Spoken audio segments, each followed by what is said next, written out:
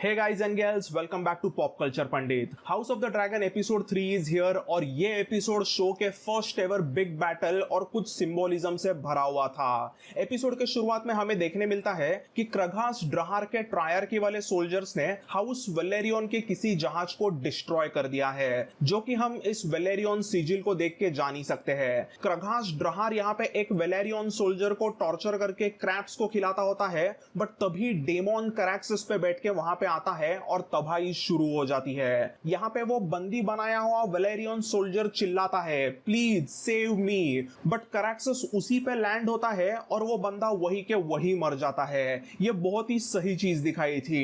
Dragon का हमला मतलब ऐसा कोलैटरल डैमेज तो होता ही है। करैक्सिस हमला करता है तो ट्रायर्की के सभी सोल्जर्स कुछ केव्स में यानी कि कुछ गुफाओं में घुस जाते हैं और डेमोन को वहां से निकलना पड़ता है, क्योंकि ट्रायर्की वाले और कुछ सोल्जर्स उस पे एरोस की बारिश करते हैं। सो स्टेप स्टोन्स में अभी बड़ी बैटल शुरू हो गई है, बट ये बैटल वहां पर चलते हम पहुंचते हैं विसेरिस और एलिसेंट के बेटे एगोन के नेम डे सेलिब्रेशन में। नेम डे यानी कि वेस्टेरोसी बर्थडे। सो एपिसोड 2 के एंड से एपिसोड 3 के शुरुआत तक अभी 2 साल हो चुके हैं। विसेरिस और एलिसेंट को 2 साल का बेटा भी है और एलिसेंट वापस दूसरे बच्चे के साथ प्रेग्नेंट भी है। अब कई लोगों को ये स्टोरी इतने तेजी से बढ़ने का प्रॉब्लम हो सकता है। I mean, हमने सेकेंड एपिसोड के एंड में देखा था कि एलिसेंट और विसेरिस की शादी तय हो गई है, बट अभी थर्ड एपिसोड के शुरुआत में उनकी शादी तो हो ही गई है, बट उन्हें अभी 2 साल का बेटा भी है। तो इस शो की स्टोरी ऐसे काफी फास्ट चल रही है और ये तेजी से बढ़ने वाली स्टोरी कुछ लोगों को हजम नहीं हो सकती।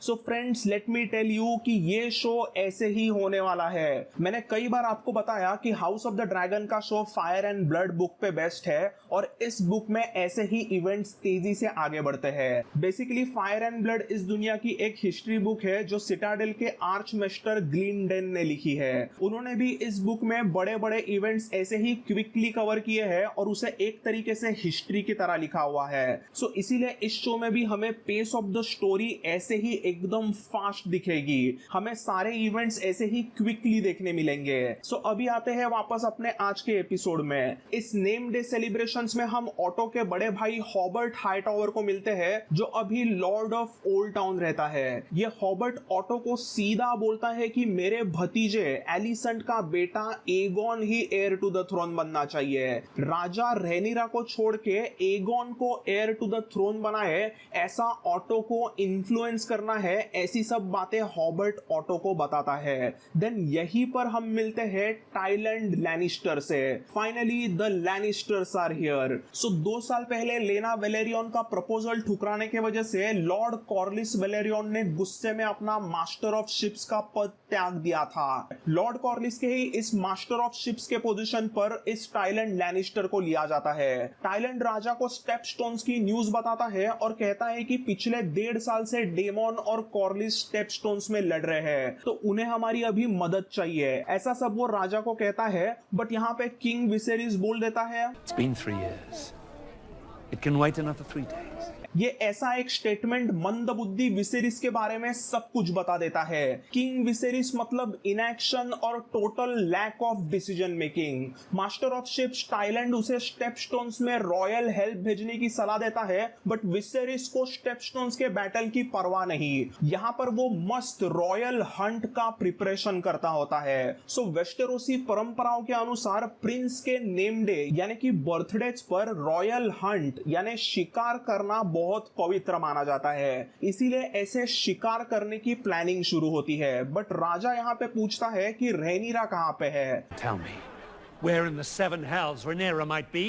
सो फिर हम मिलते हैं रेनिरा से, जो रेड कीप के गार्डन में ओल्ड गॉड्स के वेयरवुड ट्री के यहाँ पे बैठी थी और कुछ पढ़ती होती है। वैसे रेड कीप के गार्डन में कभी भी ऐसे वेयरवुड ट्रीज का मौजूद होना बुक में मेंशन नहीं है, बट ये वैसे काफी अच्छा वेलकम चेंज रहा। यहाँ पे एक सिंबोलिज्म सामने आता है कि टारगेरियंस वैसे तो न्यू गॉड्स यानी कि फेथ ऑफ द 7 को फॉलो करते हैं, मगर वो नॉर्थ के ओल्ड गॉड्स की भी रिस्पेक्ट करते हैं। इसीलिए उन्होंने अपने रेड कीप के गार्डन में वेयरवुड ट्रीज को भी रखा है। यहाँ पे रेनिरा कोई किताब पढ़ती होती है और उसके लिए एक म्यूजिशियन कोई गाना गाता होता है। रेनिरा उस बेचारे सिंगर को बार बार वही एक सॉन्ग गाने बोलकर परेशान कर देती है। हम लोग देख सकते हैं कि वेस्टेरोसी गिटार बजा बजा कर उस म्यूजिशियन के हाथ में दर्द हो रहा है। वो सिंगर यहाँ पे पूछता भी है कि क्या मैं कोई दूसरा गाना गाऊं, तो रेनिरा उसे बोलती है नहीं, तुम्हें वही गाना गाना है। अब ये म्यूजिशियन किसका गाना गा रहा था ये मैं आपको इस वीडियो में नहीं बताऊंगा। उस लेजेंडरी कैरेक्टर के लिए मैं एक अलग से लोर वीडियो बना रहा हूँ। इस सॉन्ग की कहानी उस लोर वीडियो में ही अच्छे से बताऊंगा। इतने में यहाँ पर हेवीली प्रेग्नेंट क्वीन एलिसेंट आती है और वो उस म्यूजिशियन को वहां से जाने के लिए कहती है, बट रेनिरा एलिसेंट के खिलाफ हुक्म देकर उस सिंगर को वहां पे रुकने बोलती है। But then again queen Alicent उस सिंगर को वहां से जाने का आदेश देती है। You may go somewhere. Stay by order of the princess. The queen commands you to leave the Godswood at once. And just like that हमें इस शो का पहला, छोटा क्यों ना हो बट एक बहुत ही important queen Alicent versus Rhaenyra का पावर स्ट्रगल देखने मिला। रेनिरा को रॉयल हंट पे नहीं जाना था क्योंकि ये बेबी एगोन के लिए रखा हुआ सेलिब्रेशन था, बट एलिसेंट रेनिरा को उनके साथ रॉयल हंट पे जाने के लिए मना लेती है। इस रॉयल हंट में जाते जाते बाप बेटी विसेरिस और रेनिरा का एक कॉन्वर्सेशन होता है। रेनिरा को हंट में नहीं आना है ये जानकर विसेरिस रेनिरा को समझाता है कि एज अ प्रिंसेस रेनिरा की कुछ जिम्मेदारियां है जो उसे हमेशा निभानी पड़ेगी। तो रेनिरा भी उसे बोलती है कि बचपन से उसे बस वही सिखाया गया है कि उसे हमेशा जिम्मेदारियां फॉलो करनी पड़ेगी। रेनिरा यहाँ पे सीधा बोलती है कि आज के सेलिब्रेशन में मेरे लिए वहां पे कोई नहीं आया होगा। No one's here for me. ये बात सुन के विसेरिस थोड़ा शॉक्ड हो जाता है बट उसके पास कुछ जवाब नहीं होता। फिर किंग विसेरिस की ये रॉयल पार्टी किंग्सवुड में अपने कैंप के यहाँ आती है और ये शॉट बहुत ही मस्त रहा। हम सब यहाँ पे देख सकते हैं कि फॉरेस्ट के बीच में कैसा कैंप का सेटअप किया गया है। अगर मैप में बताऊं तो किंग्सवुड का लोकेशन माने ये वाला फॉरेस्ट होता है जो कि आप देख सकते होंगे कि किंग्स लैंडिंग से थोड़ा सा नीचे की तरफ है। इसी रीजन में I think around this region राजा का ये कैंप होता है और यहीं पे उसकी एंट्री होती है। ये एंट्री बहुत ही शानदार दिखाई है। सभी हाउसेस उनके राजा के लिए तालियां बजाते हैं। सभी लोग अपने राजा की तालियों के साथ स्वागत करते हैं और इन सीन्स में हम देख सकते होंगे कि किंग विसेरिस और उसके रॉयल परिवार को कितनी इज्जत मिलती है। इतने में वहां पे lord of Oldtown Hobert Hightower Aegon the second के नाम के नारे लगाते हैं और बेबी एगोन के लिए सभी इतना खुश है वो देखकर रेनिरा अकेली अपने वैगन में सैड उदास बैठी हुई रहती है। उसने सही कहा था, उसके लिए वहां पे रॉयल हंट में कोई नहीं आया था। एक्चुअली वहां पे सब लोग एगोन द सेकंड के नेम डे के जश्न के लिए आए थे। एगोन द सेकंड का जो नेम डे वाला रॉयल हंट होने वाला है उसी के लिए सब लोग आए थे।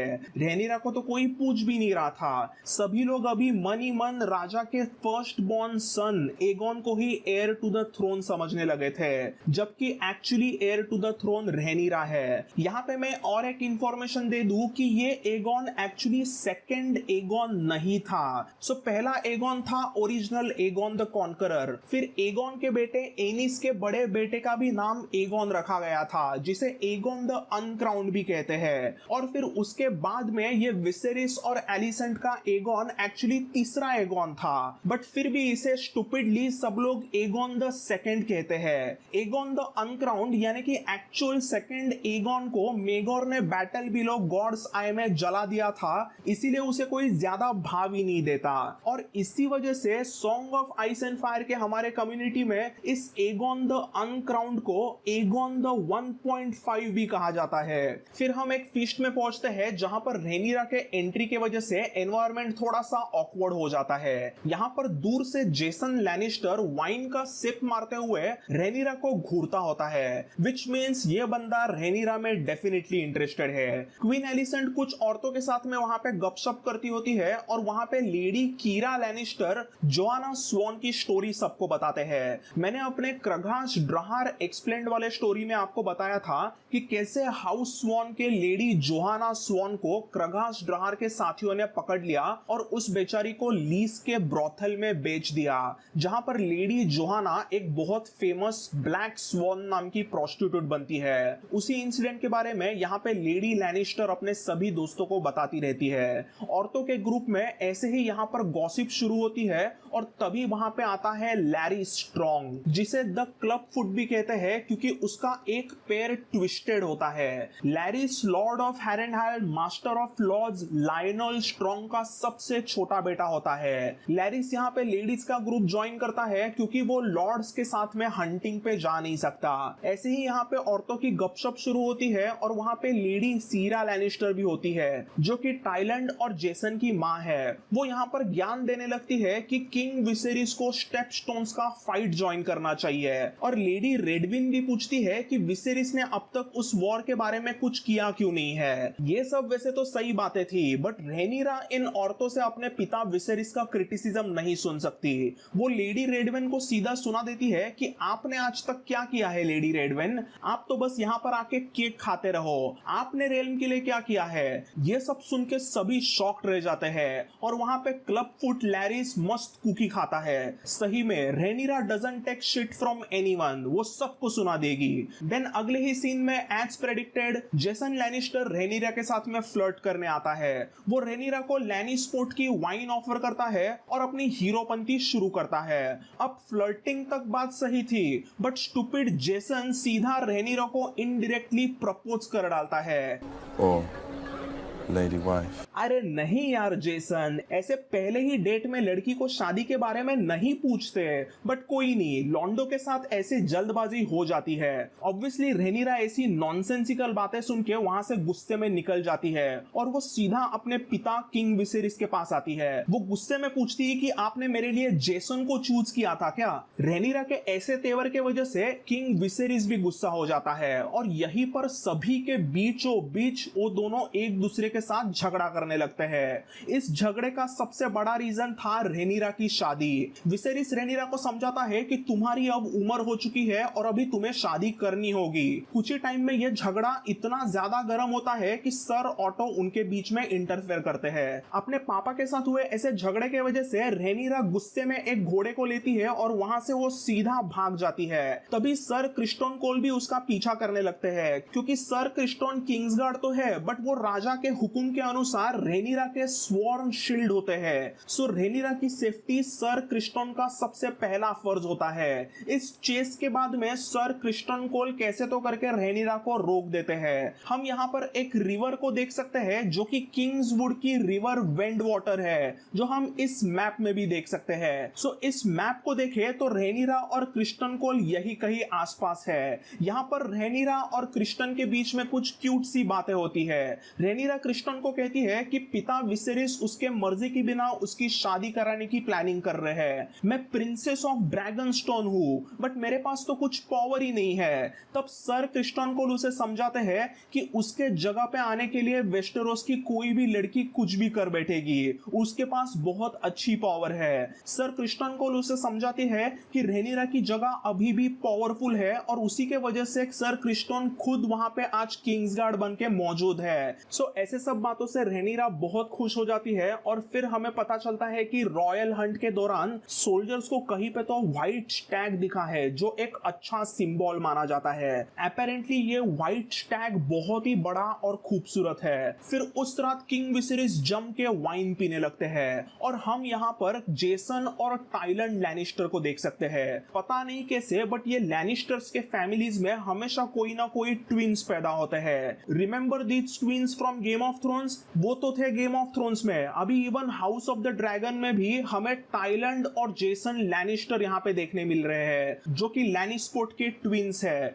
जेसन थोड़ा सा फुल ऑफ हिमसेल्फ शाना एटीट्यूड वाला बंदा है और टाइलैंड थोड़ा अच्छा समझदार बंदा है और वो एक्चुअली मास्टर ऑफ शिप्स भी होता है। जैसे कि मैंने कहा जेसन थोड़ा शाना है, वो थोड़ा हीरो बन के किंग के सामने आता है और वो किंग को एक स्पीयर गिफ्ट करता है। जेसन हमेशा से ही मुंहफट रहा था और यहाँ पे पे बातों ही बातों में जेसन बोल देता है कि वो रैनीरा से शादी करना चाहता है। अब राजा के बेटी का हाथ शादी में मांगना तब तक तो ठीक था, बट जेसन आगे ये भी बोल देता है कि रैनीरा का लॉस ऑफ स्टेशन हुआ है, यानी कि रैनीरा अब हेयर टू द थ्रोन नहीं है ऐसा उसे लगता है, क्योंकि अभी बेबी एगोन आ गया है। पहले ही किंग विसेरिस वाइन पी पी के नशे में धुन थे और इसी में जेसन ने यहाँ पे कुछ बकवास कर दी। विसेरिस वहां पे जेसन को सीधा बोलते हैं कि अभी भी रैनीरा हेयर टू द थ्रोन है। तुम्हें क्या लगा मैंने उसे ऐसे ही हेयर टू द थ्रोन बनाया है क्या? राजा का ऐसा गुस्सा देख के जेसन लैनिस्टर की भी यहाँ पे थोड़ी फट जाती है। इसके बाद किंग विसेरिस और वाइन ठूस ठूस के पीता है और बहुत टाइट होता है। क्वीन एलिसेंट दूर से ही अपने हस्बैंड को टल्ली होते हुए देखती होती है। यहीं पे ऑटो और किंग की बातें होती है और शातिर ऑटो विसेरिस को बोलता है कि रैनीरा की शादी बेबी एगोन से तय कर दो। ये सुन के तो वाइन के नशे में टल्ली विसेरिस ऑटो के मुंह पे हंस देता है। The endless proposals for Rhaenyra's hand. But इसके बाद में किंग विसेरिस गुस्सा होके बोलता है कि ये पॉलिटिक्स वगैरह अभी सब बंद करो, मैं यहाँ पे हंट करने आया हूँ ना कि पॉलिटिक्स की बातें सुनने के लिए। राजा का ये गुस्सा देख के ऑटो भी बोल देता है कि ओके अब मैं ऐसी बातें नहीं करूंगा। फिर इसके बाद में किंग विसेरिस और वाइन पीने लगता है और नशे में धुंध टाइट होके वो कुछ भी बातें करने लगता है। वो यहाँ पे कहता है कि मैं सबका राजा हूँ, मैं वेस्टेरोस का मोस्ट पावरफुल बंदा हूँ, बट मैं अपने 17 साल के बेटी के सामने पावरलेस हूँ। मेरी अपने बेटी के सामने ही कुछ नहीं चलती, तो मैं अभी राज क्या करूंगा। ऐसी सब वो बातें वहां पे करता रहता है। तभी लॉर्ड लायनेल वहां पे आते हैं और उसे बताते हैं कि ओल्ड किंग जहेरिस का भी आपके तरह ही हाल हुआ था। ओल्ड किंग जहेरिस के बच्चे भी उसकी एक बात नहीं सुनते और खास करके उसकी बेटियां तो बिल्कुल भी उसकी बातें नहीं सुनते। लॉर्ड लायनेल स्ट्रॉन्ग विसेरिस को बताते हैं कि जहेरिस के बेटियों ने तो उसे ऑलमोस्ट पागल कर दिया था। टारगेरियंस की प्रिंसेसेस मतलब हमेशा ऐसी ही होती है। ये लिटरली टारगेरियंस की एक ट्रेडिशन है। अपने master of laws lord Lyonel की ये बात सुनकर विसेरिस हंस देता है और उसके दिल को राहत मिलती है। रैनीरा के शादी के बारे में लॉर्ड लायनेल यहाँ पे उनका ओपिनियन देना चाहते हैं, तो किंग बोलता है कि लेट मी गेस, अब तुम चाहते होगे कि तुम्हारे बेटे वेस्टेरोस का one of the strongest knight Harwin the Breakbones Strong के साथ मैं रैनीरा का शादी कराऊं, राइट? तुम तो ऐसे ही चाहते होगे। बट यहाँ पे लॉर्ड लायनेल कहते हैं कि नहीं, मैं मेरे बेटे हार्विन स्ट्रॉन्ग की बात नहीं कर रहा। मुझे अभी भी लगता है कि लॉर्ड कॉर्लिस वेलेरियन और आपके बीच में अच्छा रिश्ता होना चाहिए। सो यहाँ पे लॉर्ड लायनेल स्ट्रॉन्ग कॉर्लिस के बेटे लेनोर वेलेरियन का नाम सजेस्ट करते हैं, क्योंकि लेनोर भी वेलेरियन ब्लड लाइन का बंदा है। सो ये एक अच्छा रिश्ता हो सकता है ऐसे उन्हें लगता है। लायनेल स्ट्रॉन्ग कहते हैं कि लेनोर अभी स्टेप स्टोन्स में लड़ रहा है और अगर वो जिंदा लौट के आता है तो हमें लेनोर की शादी रैनीरा से करानी चाहिए। ये सुन के राजा शॉक्ड होता है और एक्चुअली सोच में पड़ जाता है कि क्या ये अच्छा रिश्ता हो सकता है। फिर किंग्सवुड में हम रैनीरा और सर क्रिस्टन को देखते हैं। यहाँ पर उन्होंने कहीं तो कैंप किया है, बट कुछ ही टाइम में उस कैंप पर एक वाइल्ड बोर हमला करता है। क्रिस्टन कोल उस वाइल्ड बोर का गला काट देते हैं और रैनीरा तो पूरे दिन का गुस्सा उस बोर पे निकाल के उसे खचाखच खंजर घुसेड़ के मार देती है। दूसरे तरफ नशे में धुंध विसेरिस और एलिसेंट के बीच में रैनीरा को लेके बातें होती है। यहाँ पर किंग विसेरिस कुछ विजन्स और प्रोफेसीज की बात करता है। उसने अपने ड्रीम में देखा था कि उसके बेटे ने एगोन द कॉन्करर का क्राउन पहना है। ऐसी ही कुछ उनकी बातें होती है जो आगे नॉट सो इंपॉर्टेंट बातें रही। देन हम वापस किंग्सवुड जाते हैं, जहां पे हमें देखने मिलता है कि विसेरिस ने खुद कुछ हंटिंग की भी नहीं थी। उसके लिए कुछ बाकी सोल्जर्स ने ही किसी स्टैग को पकड़ के लाया था, बट ये स्टैग कोई व्हाइट स्टैग नहीं था। ये एक्चुअली कोई बड़ा सा ब्राउन स्टैग होता है। विसेरिस को अभी बस इस बंधे हुए ब्राउन स्टैग को मारना है and the royal hunt is over. So यहाँ पे निकम्मा विसेरिस पहले ब्लो में स्टैग को मार भी नहीं सकता।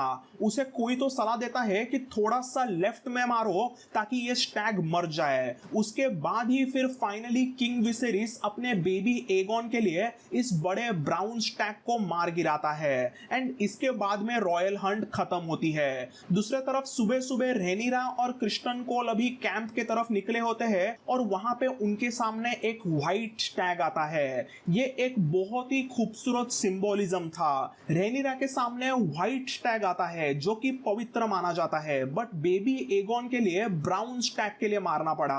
सर क्रिस्टन एक्चुअली उस व्हाइट स्टैग को मारने के लिए तलवार भी निकालते हैं, बट रेनिरा उन्हें उस खूबसूरत व्हाइट स्टैग को नहीं मारने कहती। इसके बाद में रेनिरा फिर एकदम स्वैग में कैंप में एंट्री मारती है और उसे सब लोग देखते ही रह जाते हैं। यहाँ पर हम देख सकते हैं क्लब फुट लैरी स्ट्रॉन्ग और उसका बड़ा भाई ब्रेक बोन्स हार्विंग स्ट्रॉन्ग है जो master of laws Lyonel Strong के बेटे होते हैं। यहाँ पर हार्विन स्ट्रॉन्ग तो रेनिरा को देख के दूर से हंस देता है, but club foot Larry strong तो पूरा शॉक्ड होता है। इवन जेसन लैनिस्टर और उसके पिता लॉर्ड लैनिस्टर भी बहुत शॉक्ड होते हैं। सही में air to the throne Rhaenyra की ये कैंप रिटर्न वाली एंट्री बहुत ही बैडएस रही थी।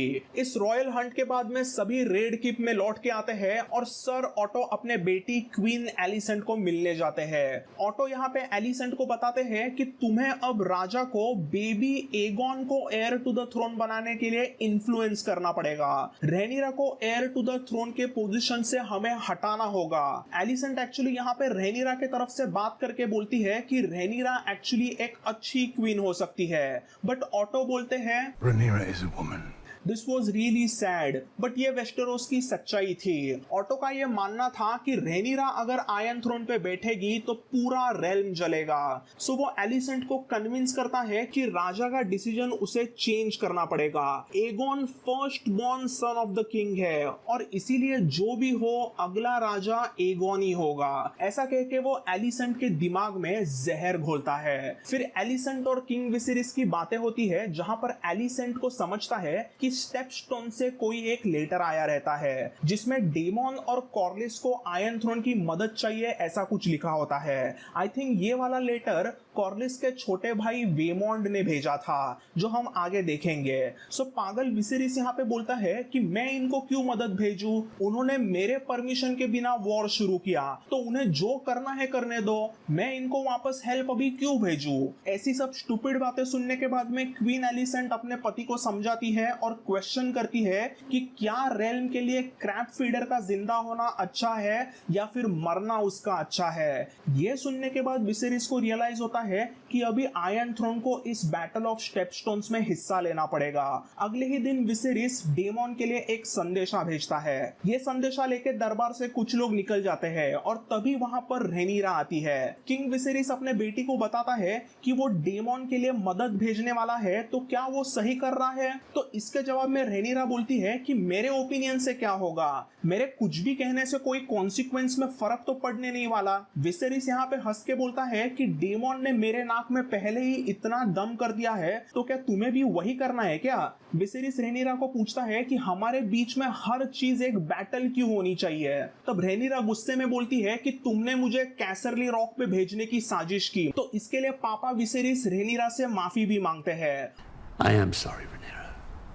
बट इसके बाद में विसेरिस कहता है कि मैं बस तुम्हारी मदद करना चाहता हूँ, मैं हमेशा मदद करने जाऊँ तो तुम रेजिस्ट क्यों करती हो, मैं कुछ भी करने जाऊँ तो तुम उसके अगेंस्ट क्यों जाती हो। ये सुनने के बाद में फाइनली रेनिरा असली बात पे आती है और वो एक रैंट मारती है। वो विसेरिस के मुंह पे बोलती है कि तुम्हें अब मेरी क्या फिक्र, तुम्हें अब एलिसेंट से बेटा जो हुआ है, the boy who you always wanted, तुम्हें जो हमेशा से एयर टू द थ्रोन चाहिए था वो बेटा तुम्हें अभी मिल गया है, तो तुम्हें अभी मेरी क्या जरूरत। इसके बाद में लास्टली विसेरिस अपने मरे हुए बीवी एम्मा की कसम खा के बोलता है कि यू विल नॉट बी सप्लांटेड, मतलब उसके बेटे एगोन द सेकंड के आने के बावजूद वो रेनिरा को एयर टू द थ्रोन के टाइटल से नहीं हटाएगा। ये वो अपने मरे हुए बीवी की कसम खा के बोलता है। इन शोडाउन टॉक्स के बाद में हम पहुंचते हैं स्टेपस्टोन्स के असली शोडाउन पर। यहाँ पर हम फाइनली वेलेरियन फैमिली से मिलते हैं।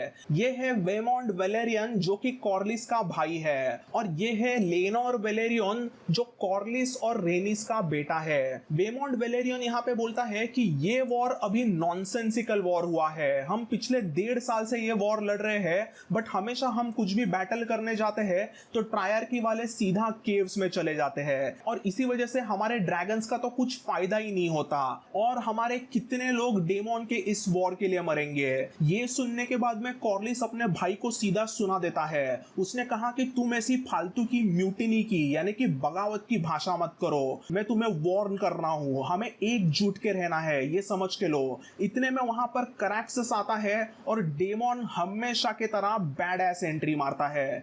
डेमोन के लिए वहां पर किंग विसेरिस का संदेशा भी पहुंचता है, और डेमोन वो लेटर पढ़ने के बाद में वो संदेशा लेके आए हुए मैसेंजर को वहीं पे पीट देता है, क्योंकि उसमें विसेरिस ने डेमोन को हेल्प करने की बात की थी, और ऐसे अपने ही बड़े भाई की हेल्प मतलब उसे भीख लगती है, इसीलिए उसे गुस्सा आ जाता है। अपने बड़े भाई की ऐसी कुछ भी मदद आने के पहले ही डेमोन सरेंडर का झंडा लहरा के स्टेपस्टोन्स के केव्स के सामने जाता है, जहां पर ट्रायर्की के सोल्जर्स कहीं तो छुपे होते हैं। यहां पर क्रघास ड्रहार अपने ट्रायर्की के सोल्जर्स को डेमोन की तलवार लेने के लिए भेजता है, बट तभी डेमोन सबको मारने लगता है और सीधा बता देता है कि ये कोई सरेंडर नहीं था, ये एक्चुअली एक डेमोन की चाल थी। इस डेडली बैटल में डेमोन पर भी ट्रायर्की के कुछ सोल्जर्स एरोस की बारिश करते हैं, बट कैसे तो करके डेमोन बच जाता है, बट कुछ 2-3 एरोस तो उसे लग ही जाते हैं। ट्रायर्की के सोल्जर्स इंजर्ड डेमोन को सब जगह से घेर लेते हैं,